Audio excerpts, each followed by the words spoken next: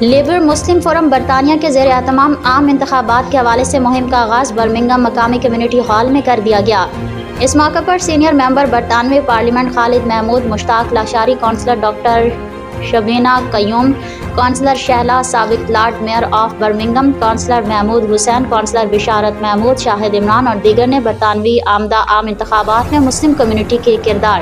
اور عمل دخل بارے تبادلہ خیال کیا۔ اس موقع پر سیاسی مائدین کا کہنا تھا کہ مسلم کمیونٹی کے وسیع تر مفادات کے لیے عام انتخابات میں حکمت عملی کے ساتھ لیبر کے نامزد امیدواروں کے ساتھ تعاون کرنا ہوگا تاکہ وہ پارلیمنٹ میں مسلم کمیونٹی کی آواز بن کر اپنی مؤثر خدمات سر انجام دے سکے۔ ان کا کہنا تھا کہ برطانیہ بھر میں لیبر مسلم فورم لیبر پارٹی میں موجود امیدواران کے لیے نہ صرف ووٹ کی درخواست کریں گے بلکہ ان کی سپورٹ کے لیے اپنی تمام تر صلاحیتیں بھی بروئے کار لائیں گے۔